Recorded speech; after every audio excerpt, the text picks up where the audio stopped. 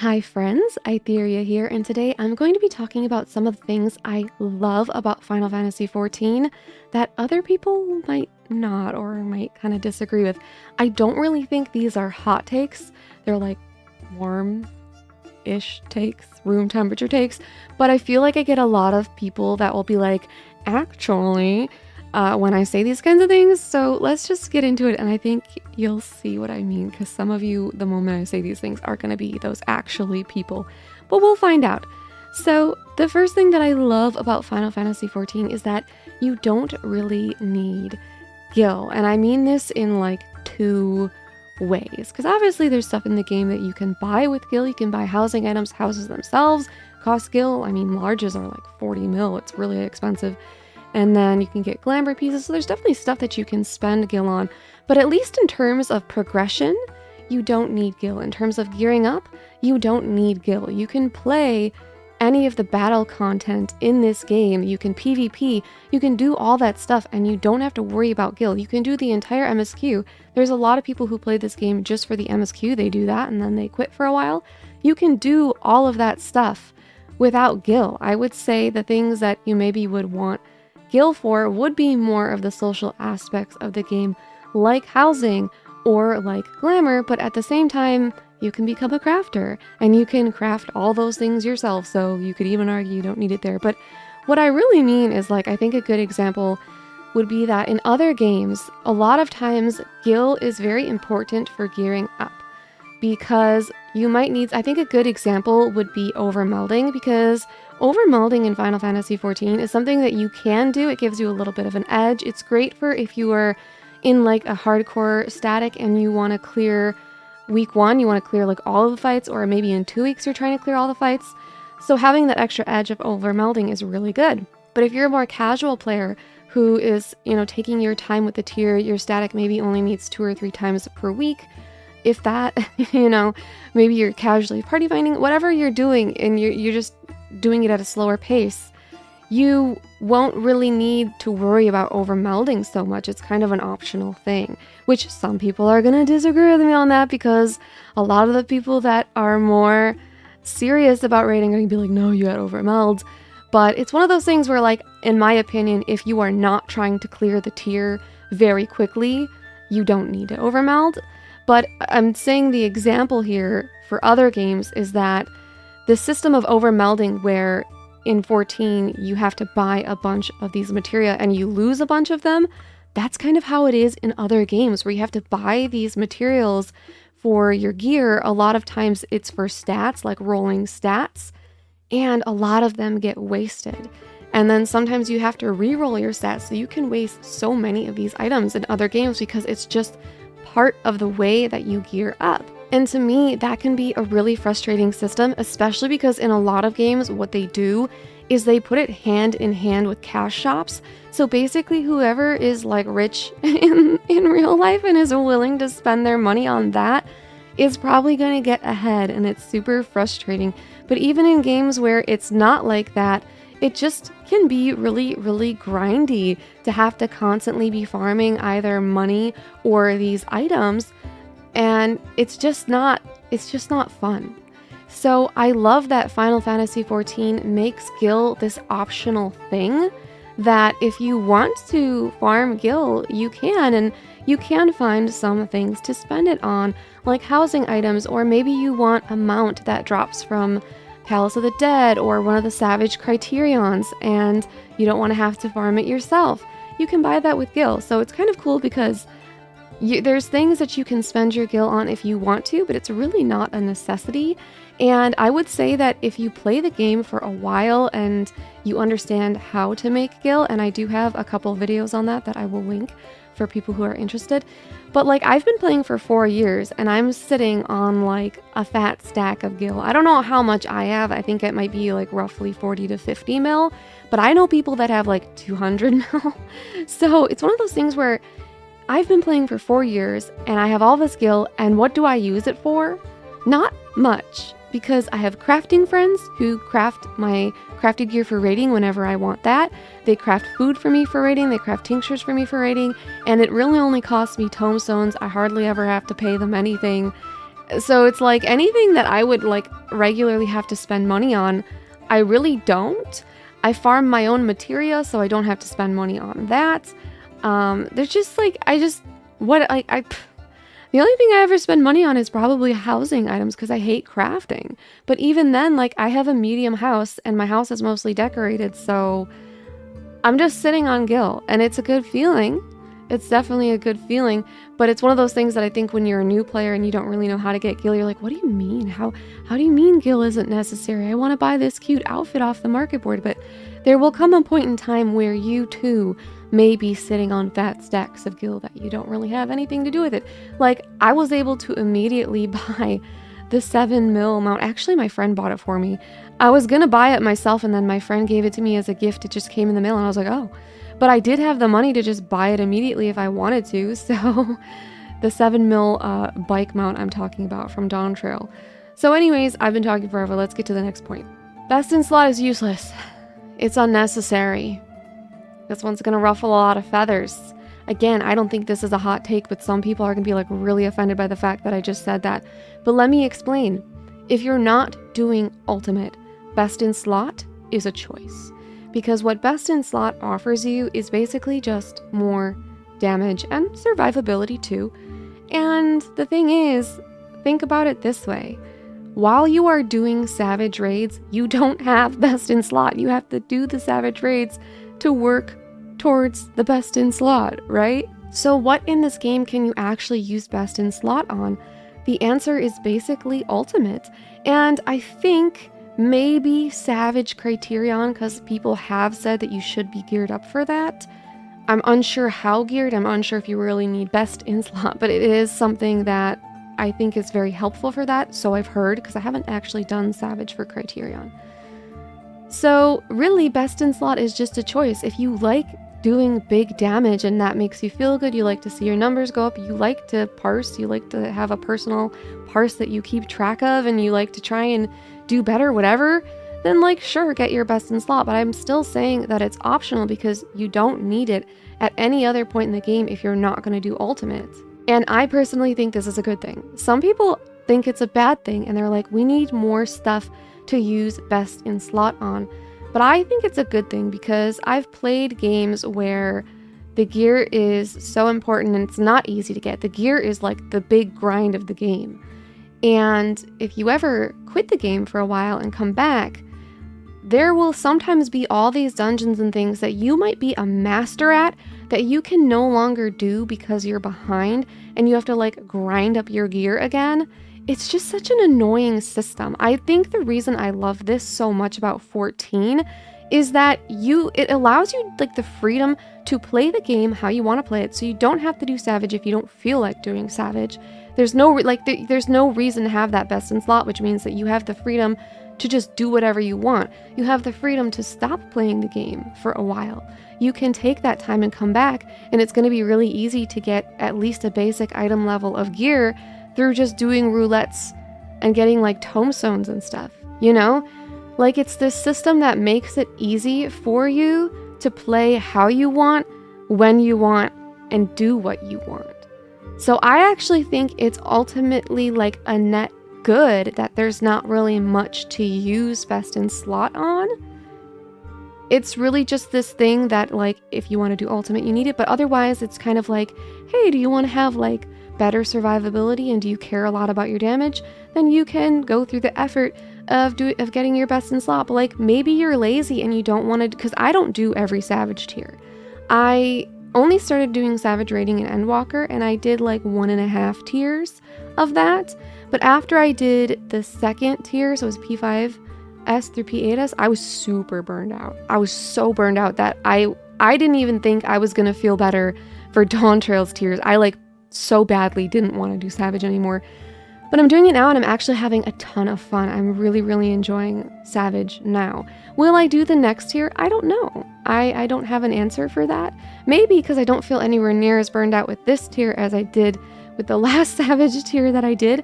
But yeah, it's one of those things where I know that for me, I'm not going to do every single Savage tier. Even if I do end up doing the next tier, I just know like for the foreseeable future of me playing this game, there will be some tiers that I would prefer to skip. And I love, love, love that's an option for me. The next thing I love about Final Fantasy XIV is that the jobs are well balanced. And if you're about to type a comment saying that that's not true, I need you to go and play basically any other MMO in existence.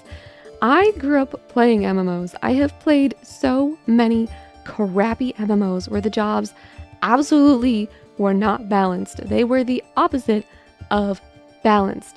14, that's not the case for 14. I'm not going to pretend that I am good at reading any of the crap on FF logs. I don't really care about FF logs. But when it comes down to it, the DPS between jobs is like the percentage of difference is literally within a few percent. It's truly minuscule. So what that means is that you can play whatever job you want to play. You can play whatever you like. And there's always going to be a meta in this game that trickles down from the best of the best. But here's the thing, guys, like world first raiders have to pay attention to these minuscule differences because they're trying to clear an entire tier in like as few days as possible in the worst gear that they will ever have, right? Because as they go through, as they clear, as everybody goes through these tiers and clears the savage raids, they get better gear, right? So these percentage differences do not matter. Like, unless you're trying to clear your world first raider, it literally does not matter. And you will be a better player on a job that you are comfortable with playing, that you play a lot, that you understand the rotation of, than a job that you are new to and randomly picking up because so-and-so says that it's better. You know, because, oh, it's 2% better than whatever job you picked. Like, it's one of those things that are just, it's kind of silly. And I think there are some people that put way more weight into it than it actually deserves, or than it, like, it just, like I'm saying, it literally does not matter. The balance in this game is so good that you can play whatever you want. And obviously there are strengths and weaknesses between each job. Some jobs have more to offer the party in terms of support and mitigation and things like that, or buffs that buff maybe your crit or your damage. Like, obviously that's a thing too. But when it comes down to it, every single job can clear the tier. You could take the worst jobs in the game, the ones that are the lowest on the DPS scale, and the ones that are considered worse in terms of like healing. Like, a lot, like White Mage is probably considered one of the worst healers. I think it's the best healer, but like, you know, mathematically and as well as the fact that White Mage doesn't have a lot of mitigation, like, it can be considered one of the weaker healers. But even if you put White Mage and Machinist, what else is getting memed on? You could take all of the jobs that are considered the worst and put them in a party and they could still clear the Savage tier just fine. Just fine. So really, I love this. I love how well the balance is done because it means that you get to choose what job you play based on what you like. You get to choose a playstyle you like and just play that and enjoy that. Because I've played games in the past where the meta shifts because, okay, this healer that you play used to be the best one. Now the other healer has this buff, and that buffs their like skill speed, and skill speed is the meta now, and you don't have that buff, so people don't want to take you in the party anymore. But that doesn't really happen too much in 14. I think there was like one time that might have been during Endwalker, during P5 through 8S tier, that people didn't want to take Machinist, but even then, that was just people being stupid, because if you're in a casual raid group where, like I said, you're only going 2 to 3 times a week, and your goal is to clear the tier in however many months it takes, or maybe like 3 months or something, not clearing it in 2 weeks or even a month. But even a month, you would have plenty of time, I think, for a Machinist. But like, even back then, it was dumb to keep those jobs out because you're all going to get gear and you're going to get gear carry. Like, the only time that it makes sense to keep a job out for being like a little bit worse, for being a small percentage worse, is if you're doing world first clears. And 99.9% of the player base does not do that. There's like a handful of world first teams. You know what I mean? Like it's like there's like millions of registered accounts, and out of those millions of registered accounts, like how many people are actually doing Savage and how many of I don't think I need to explain this. Like you understand what I'm saying here is that it's like play what you want because it doesn't matter, and that's the beauty of this game, and that's something I love. All right, I've got one more for you. Something I love about this game is that it barely has any exclusive items. Really, the only exclusivity I can think of in this game would be Ultimate. So it's one of those things where like you have to put the work and do like this really hard content to get something that few people have, and there's not a lot of that in the game. And I know some people really like that kind of thing, but I just don't see the point. I'm like, we're all paying for the same game. Like, why not allow everyone to get everything? Like, to me, the way that it works in 14 makes a lot of sense. So Savage raiding does give you an exclusive item because you get dyeable gear and you get a weapon. So it's basically like a weapon skin. Obviously, the weapon will be best in slot for a little bit, but eventually it's not. But what's cool about the system is that eventually, like next expansion, you'll be able to do all of the Dawn Trail stuff unsynced, and there's still gonna be something that even unsynced one expansion later, you're gonna have to do the mechanics. It's just way easier. Like things that would have killed you won't kill you anymore unless they're literally like one-shot body checks. But you know what I'm saying is like it's a lot easier. But you can also go back, like you can go back to the raids from Stormblood or even Shadowbringers, and they're so easy now to get those items. So it's one of those things where the exclusivity exists, but it still allows other people to get those things if they are willing to wait. If they're not willing to do the Savage fights, but they are willing to wait, then they can get those things. And I think that's a really smart way for the game to go about it, because it means that like everybody still has a chance at these cool items, but the people that have the skill still do get to feel like a little good about themselves because they know they're in somewhat of a minority of people that have this. You know, it's like, I got this when it was current, other people can't get it for quite some time, you know, like literal years. Like the axolotl, I remember there being so much like uproar about that being a Savage mount, but I'm like, no, like it makes total sense. Like you want this cool thing in the game, you work towards it, right? We get a lot of stuff in the game handed to us for just doing like really easy basic content, and I think that's great because rewards are cool, rewards are fun, and I don't want to have to work for every single cool thing in the game. I think it's better that there's like a sprinkle of cool things that you have to work for. Most stuff you get to just have, and it's not that hard, and that's great, and you can have lots of things that you can enjoy.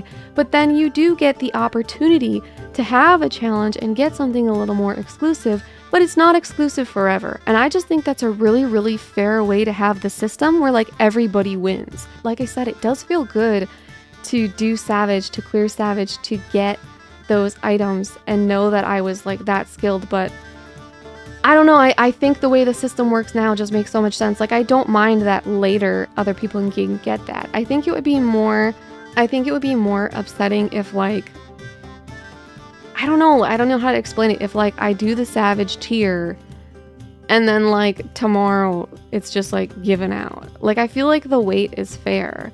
I don't know. I feel like I'm talking in circles now, so I think I'm gonna move on. But I do love that there's not a lot of exclusive items, because as much as I like a challenge, I don't really like to be challenged all the time.